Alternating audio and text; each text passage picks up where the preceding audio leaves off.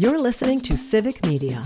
You can tune into any of our live shows on any radio station across the state with the Civic Media app. Find us in your phone's app store and listen anytime, anywhere. Good morning. Welcome to Matt Nair on Air. Jane Matt Nair, Greg Bach, Calvin Buetenoff, coming to you live from our studio at Radio Park in Racine. You can always join us. You can call, you can text. Also leave a voice note if you have the app at 855-752-4842. Leave a comment if you're watching on the live stream on Facebook, YouTube, and what used to be Twitter. We have a jam-packed Monday coming up for you. Jocasta Zamarripa is a older person in the city of Milwaukee, and she is running for Secretary of State. So she's going to be joining us after 9:30 to talk about her candidacy and what she would like to do in that position. Hour number 2, frequent guest and friend of the show, Corrine Hendrickson, is going to be joining us right after the 10 o'clock news. Corrine, of course, ran a daycare center in New Glarus for many, many years. Yes. And was a big proponent and supporter of, obviously, daycare providers and had to close. Yes. She had to close after all these years because it simply wasn't financially viable anymore. And she has been inspired to run for office.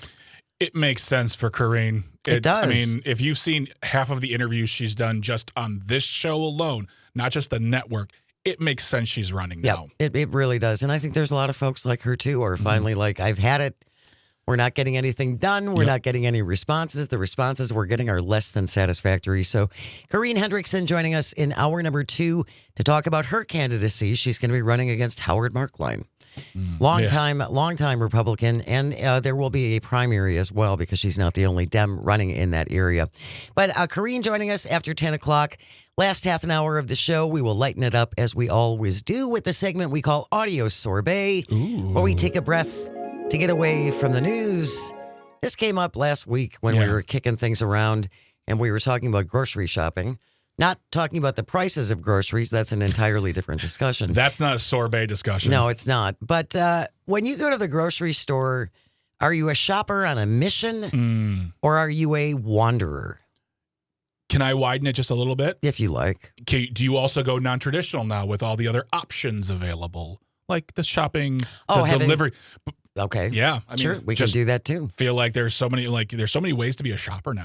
But some folks go in to the grocery store with a list. It's like, these are the 7 things I need. And then I want to go in and out. Yeah. And there are those of us who may go for a little wander, waiting for something to jump out and say, cook me. And you always just leave with Oreos anyway. Oh, yeah, and ice cream. I don't know how that happens, but we'll talk about that after 10:30. Grocery shopping. Do you shop on a mission or are you a shopping wanderer? And then we'll wrap it up with this shouldn't be a thing. Today it's the Let Me Out edition. It's a good one. Yeah. You're going to want to stay tuned for that. Hey, it is underway today. What, Jane? Our new multi-state text to win green and gold contest. What? Here's how it works, my friends. Grab your phone. If you don't have it yet, go to your Play Store. Go to Google Play or wherever it gets you apps. What? Yeah. Your Play Store. That's the thing. Where do you buy the things? Go to the place with the thing and get the thing on your phone. And then download it for free. Get Civic Media app. Get the Civic Media app. It is completely free. You have to have the app in order to take part in this contest. And our daily prize now. It is amazing. It's pretty great. It's go for the green and gold. Yes, and. So we're talking about $200 cash and gold jewelry every day for the next 2 weeks. And then the grand prize, 2 club-level indoor seats to Green Bay against Minnesota in Green Bay on November 23rd at noon, and a gas card to get you there and back. We are very nice at Civic Media. That's a great prize. I have had the opportunity of sitting in those seats. The indoor seats? Oh my gosh, you'll never, those bleachers. Give me warm, give me comfy. Hey, I'm going to go to this game and I'm going to take my jacket off. That's bold. Yes, That's you go. bold. There you go. So, you've got a whole bunch of chances to enter. Yeah. But you can only enter for an hour. Correct. Yes, that's the other 1 thing. hour. This is different than the last time that we did this. Yes. So when I give you the word to text in via the app, you only have until 10 o'clock. Okay. And you also want to be signed up for our notifications. Yes. Because that will tell you that your entry has been accepted. Mm-hmm. Spelling counts. Spelling counts. Absolutely. And honestly, if there's misspellings, we do a really good job, at least on our show, of letting people know. Trying to tell you to re-enter. Yeah, exactly. We don't want you to miss out. And we understand that fingers get in the way or you mishear words. Well, so you're yes. in the car and you're doing things. Also, pull over and do this. Please. Here's the word. Oh, boy. Do we have a little, Calvin, you want to do a drum roll? There we go. Thank you. The word this hour is coin. C-O-I-N. The word this hour until 10 o'clock is coin. C-O-I-N. Text in the word coin until 10 o'clock, and you are in the running again for some pretty great prizes. Every day, one person's going to pick up $200 in cash and gold jewelry, and then be in the running for the grand prize, 2 club-level indoor seats when Green Bay is at Minnesota. Green Bay home game November 23rd at noon. Gas card to get you there and back, $1,550 value. The word is coin, C-O-I-N. Text in the word coin. Your next chance will be in the 11 o'clock hour with Tom Hartman, 1 o'clock hour with Tom Hartman. Oh, cool. All right. 3 o'clock hour with Todd Alba. All right. 5 o'clock hour with Maggie. Yeah. And 7 o'clock hour with Pete Schwaba. A whole bunch of chances. And everybody has a different word. That's 7 chances. I had to look at my fingers. It's this many. It's many chances. It's this many people. It's many chances. So text in the word coin, C-O-I-N. Coin is the word to text in until 10 o'clock this morning for our multi-state Go for the green and gold. Oh my gosh, look at all the text. Text to win contest. It's great. I love seeing entries come in. Jana from Waukesha and Sarah in Green Bay and Mark in Jefferson and Teresa in Madison and Fred in Cottage Grove and so many more. Keep them coming in. Coin is the word, C-O-I-N. And good luck. We'd like to, last time we were in this, yeah, our show won. And then we retired because we won so handily, and I don't want to feel the stress again this ever again. So we are retired from winning. We're not going to be competing with Tom Hartman and Todd Alba. Folks, there's so many opportunities to enter. That's true. There's a billion ways to enter. There's a whole bunch of shows. Didn't I tell you like 1 trillion times not to exaggerate? I think it was several trillion. Yeah, I think so too. Coin is the word, C-O-I-N. And we'll remind you over the course of the hour because we want you to get in the running. And then again, your next chance with a new word will be in the 11 o'clock hour with Tom Hartman. Okay. Wanted to start off with this. This is something we've talked about many times. Yeah. Doesn't seem like it should be a hard thing to get done. No. Representative Scott Krug, Republican, appeared on WISN's Upfront yesterday morning. Republicans set to propose sweeping changes to ballot drop boxes ahead of the midterms. Mm-hmm. Now, the Supreme Court ruled. Yes, they did. That drop boxes are fine. They're great. Perfectly legal. Drop boxes are perfectly legal. Perfectly safe. They are perfectly safe. They're the safest. They're the safest thing in the world. It's a good thing. Scott Krug, vice chair of Assembly Elections Committee, said on Sunday on Upfront, "We've worked really hard with stakeholders across the spectrum, Democrats in the legislature, even talking to the governor's office about almost everything that's been in these bills. To say we haven't done our homework on these are just Republican wish list ideas, I think that would be a stretch." Krug says, "I think it's fair to say some of these things Republicans may not like either." This bill includes multiple election-related issues, including allowing election officials to start processing absentee ballots the day before Election Day. This has had bipartisan support repeatedly. It's passed the Assembly before as well. Repeatedly, and then goes to the Senate where they kill it. Mm-hmm. Yeah. In my estimation, they don't want this because this takes away one of their completely bogus claims Correct. about ballot dumps Yeah. in the middle of the night in Milwaukee. Something that, they've used many, many times. I mean, and there have been many, many ways to fix the problem, whether you're talking about what we're just discussing now, which is a bill to allow people to start counting ballots the day before. And actually, it's not even counting them. Yeah. It's just processing them. Process. So Yes. it is a different thing. Yeah. And we'll include these articles in our show notes so you can read this for yourself because it's not even counting them. It's just getting them checked and ready to go. and ready to go. Yeah. And there has been, we had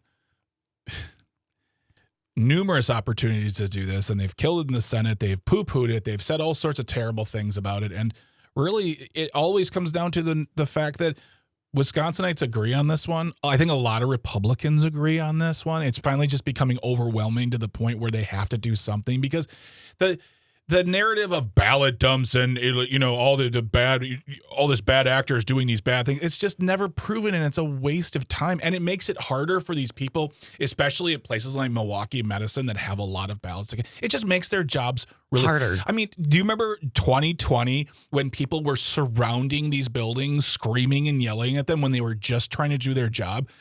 So we're so really quick for the show notes, I just want to let everyone know 3 things for this topic. There's going to be 2 articles on it.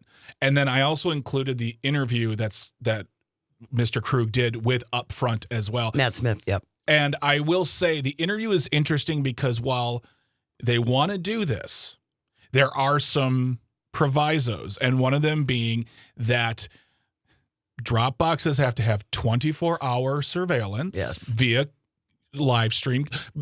Via camera, live streamed on the municipality's website at all times. Yes. So basically, what you will see is a camera pointing at a mailbox, waiting for people to put their ballots in, which I assume that, a municipality has more than one, so they'll have more than one camera available. Well, and not necessarily. Okay. There might only be one drop box, but yes, if there are multiple drop boxes, they will need multiple cameras. There you go. And that means that that's going to cost money. And Mr. Krug addresses that point in the interview saying, how about some of these municipalities that can't afford all that technology? Well, I guess there's grant money now. Is there? Yeah. You mean grant money was offered by Mark Zuckerberg's foundation? The old version of Mark Zuckerberg when he cared about democracy. Right. No, yeah. They got rid of that one. We can't do that because we voted on a constitutional amendment which did away with all not outside money to influence our election, outside money to help process to run elections. Exactly. That's what the money was for. To give resources to these local county and city clerks that would allow them to run their elections easier and simply. Yeah, we got rid of that. And so, but now there's grant money and it's coming from probably our surplus. We'll continue this discussion. Exactly. In just a moment, join us at 855-752-4842. Don't forget the word to text in via your Civic Media app is COIN. COIN. You have until 10 o'clock. You are listening to Matt Nair on Air. We're coming to you on the Civic Media Radio Network. Stay close.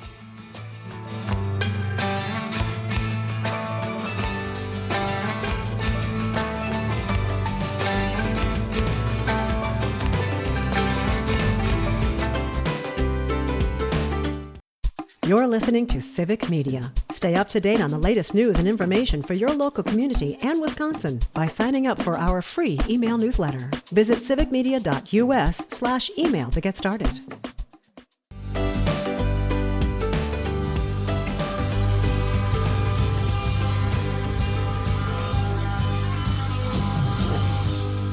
Good morning. Welcome back to Matt Nair on Air. Jane Matt Nair, Greg Bach, Sweet Calby on the board. Coming to you from our studio at Radio Park in Racine. You can join us. Call or text at 855-752-4842. You can also leave a comment if you're watching on the live stream on Facebook, YouTube, and what used to be Twitter. It is underway. Our multi-state text to win green and gold contest. So many chances to win.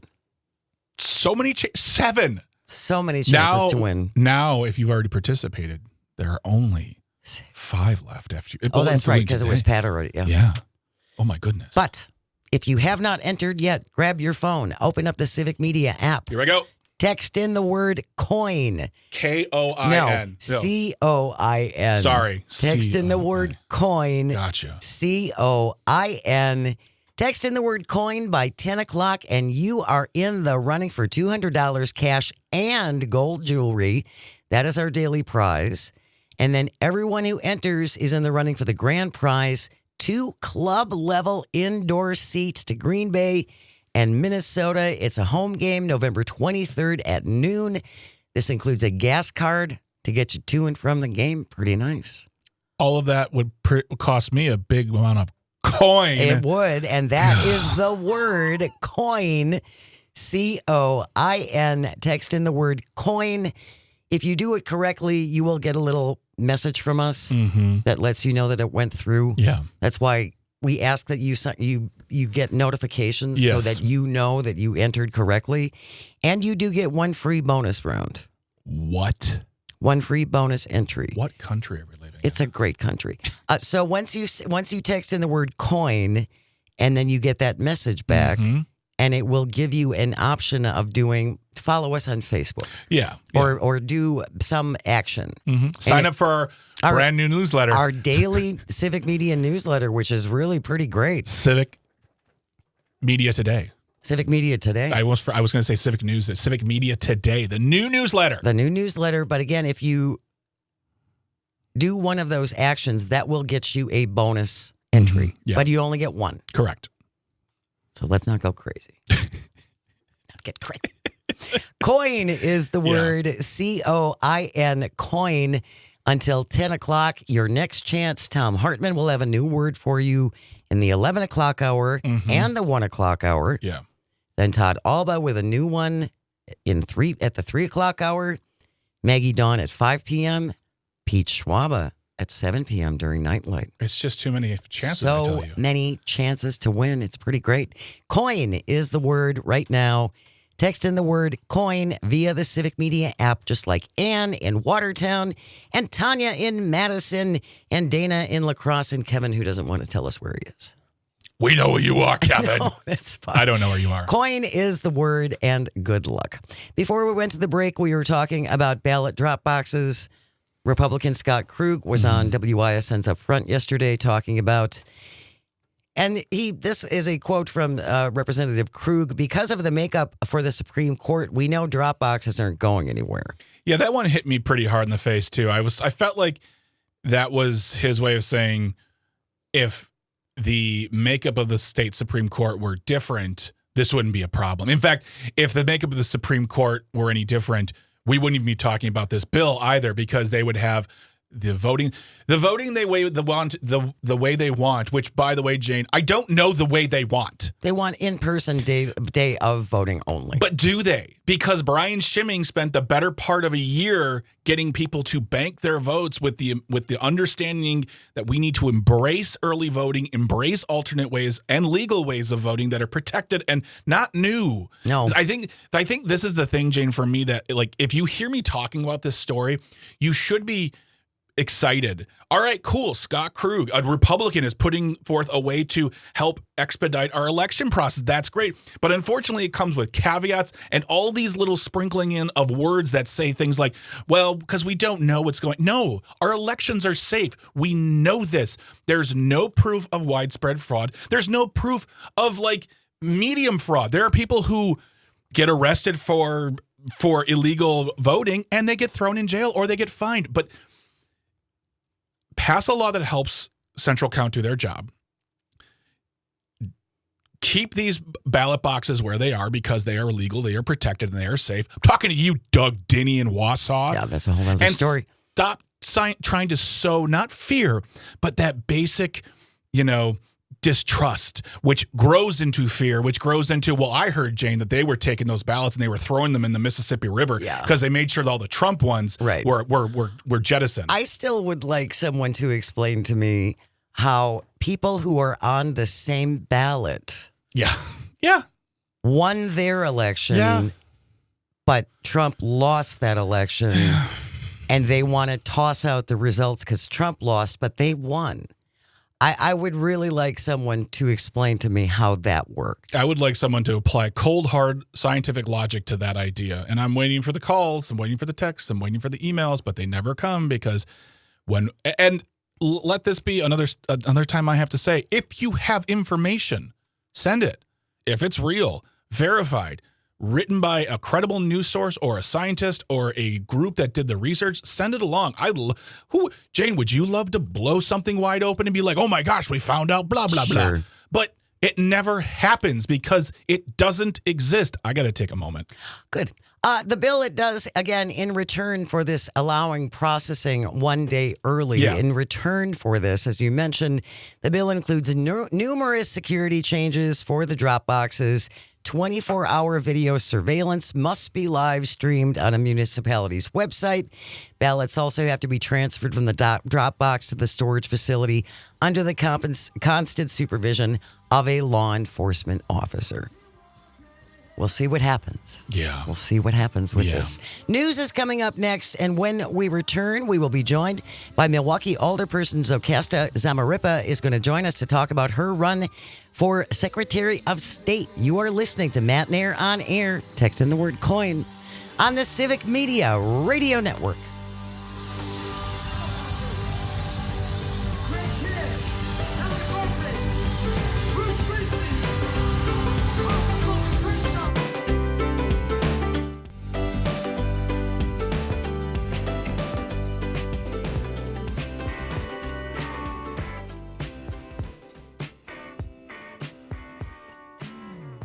Good morning and welcome to Matt Nair on Air. Jane Matt Nair, Greg Buck, the Calvinator on the board, coming to you from our studio at Radio Park in Racine. You can always join us. Call or text. The number is the same at 855-752-4842.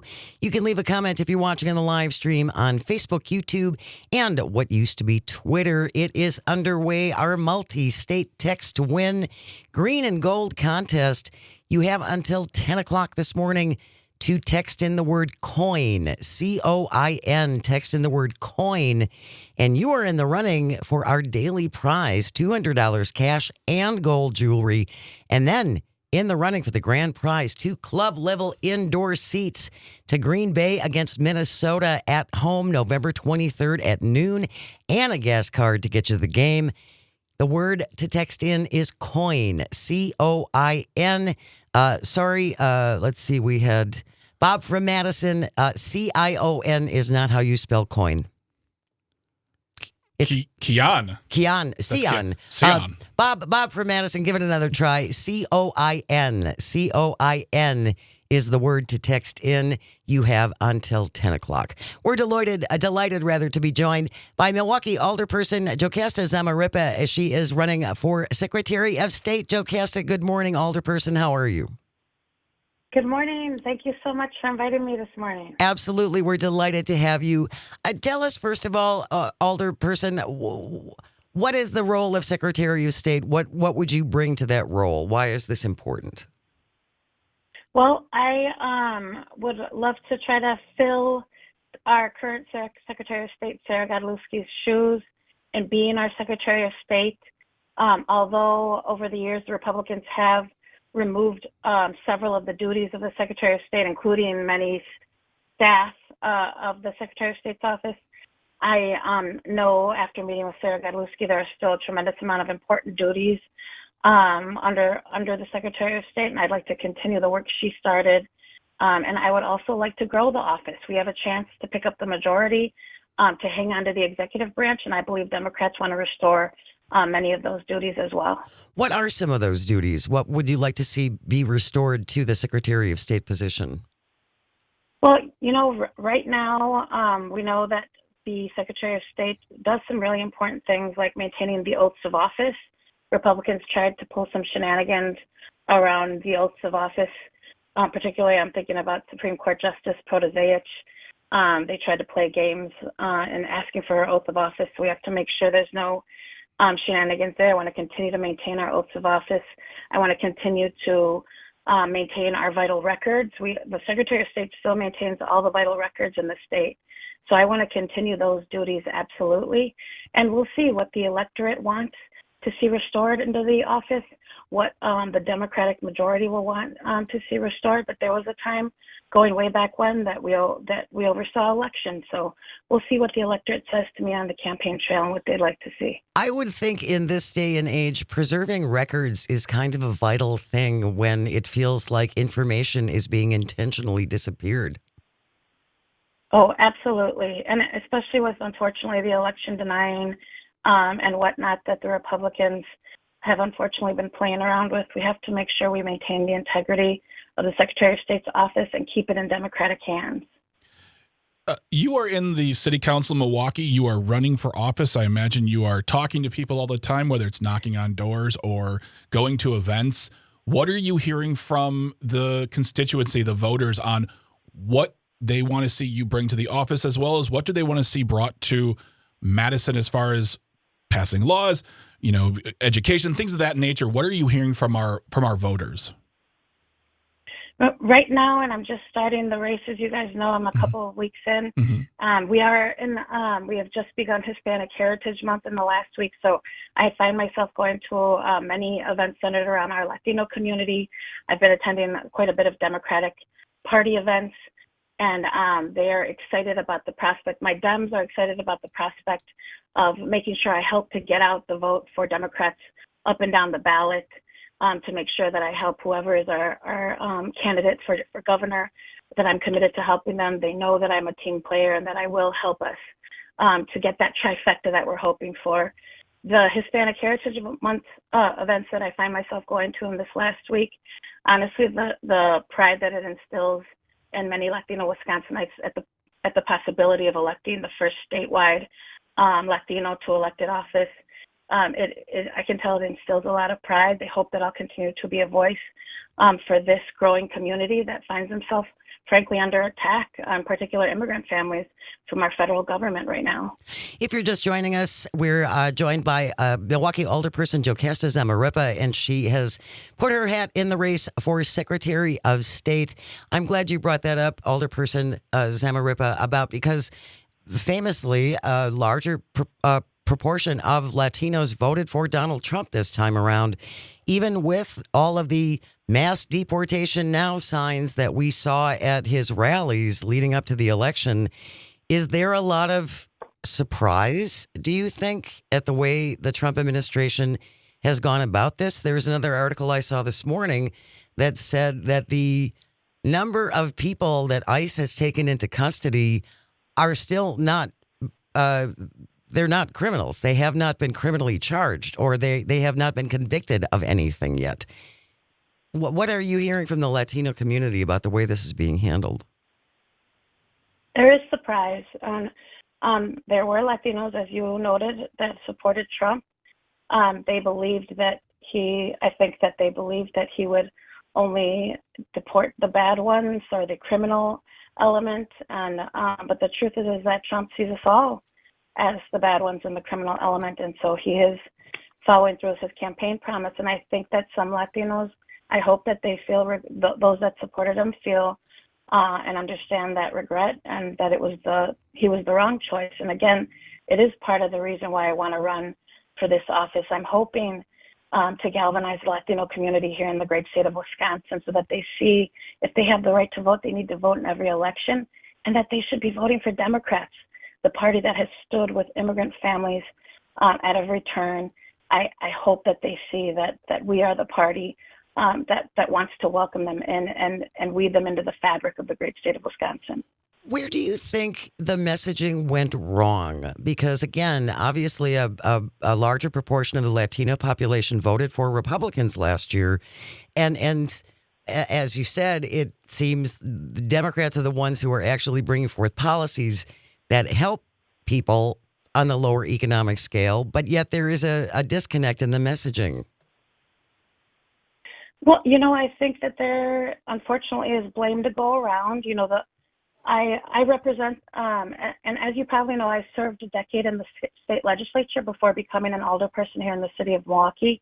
I represent a supermajority Latino district And as proud as I am of that fact, it is also the lowest voter turnout district in the state. It was when I was a very young volunteer for the Democratic Party, and I discovered I lived in the district with the lowest voter turnout. Is the reason it was the catalyst for me to get into this work. It's when I realized that this would be my life's work.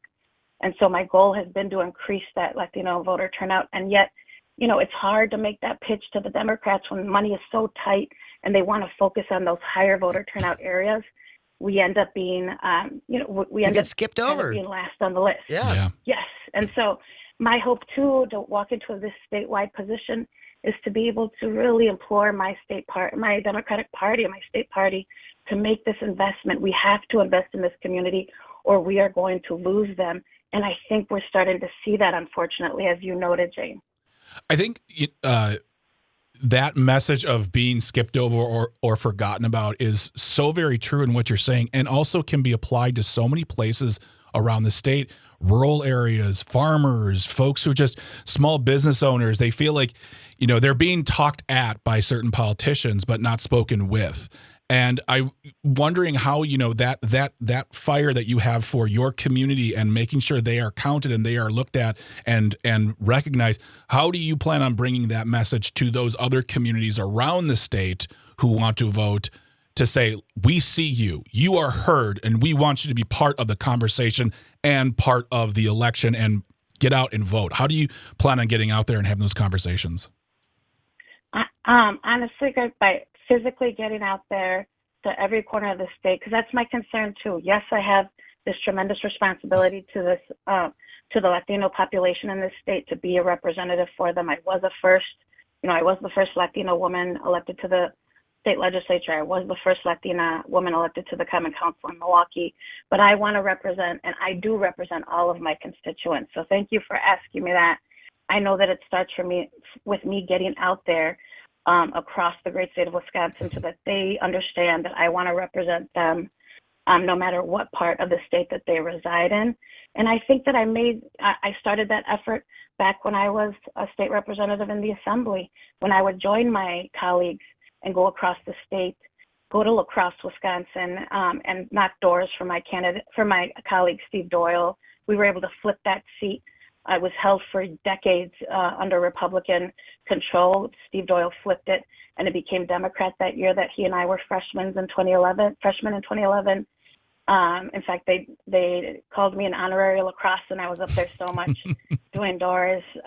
I've done doors in Sparta, Wisconsin, and in areas of the state where maybe I don't look familiar to them, but I know that once they got a chance to get to know me and meet me and talk with me, to hear my Wisconsin accent, to know that I was born and raised in the state like they are.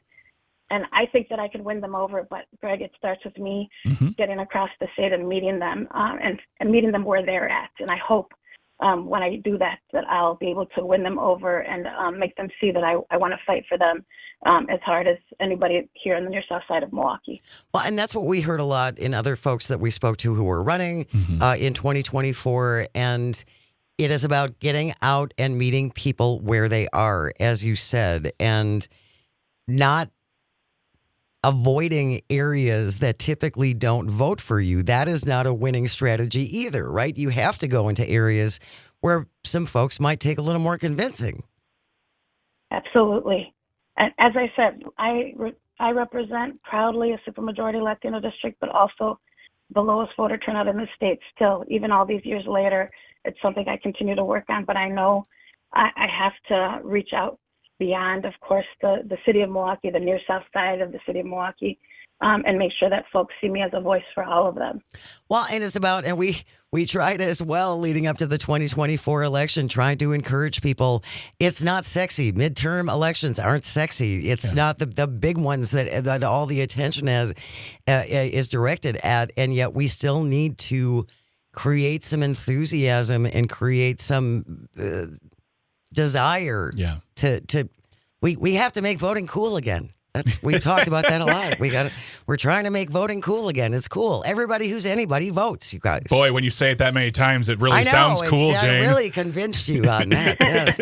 We're going to continue our conversation with Milwaukee Alderperson Jocasta Zamarripa. She is running for Secretary of State in our great state of Wisconsin. Stay with us. You are listening to Matt Nair on Air, coming to you across the Civic Media Radio Network. We will be right back. You're listening to Civic Media. Find the latest news, information, and archives of all your favorite shows on the Civic Media website, civicmedia.us. Good morning. Welcome back to Matt Nair on Air. Jane Matt Nair, Greg Bach, Dr. Slide on the board, coming to you from our studio at Radio Park in Racine, where you can always join us, call or text at 855-752-4842. Leave a comment if you're watching on the live stream on Facebook, YouTube, and what used to be Twitter. And don't forget, you have a little over 7 minutes to text in the word via the Civic Media app. Text in the word COIN, COIN, by 10 o'clock, and you are in the running. It is our Go for the Green and Gold multi-state text-to-win contest. You can pick up $200 cash, gold jewelry. That's our daily prize.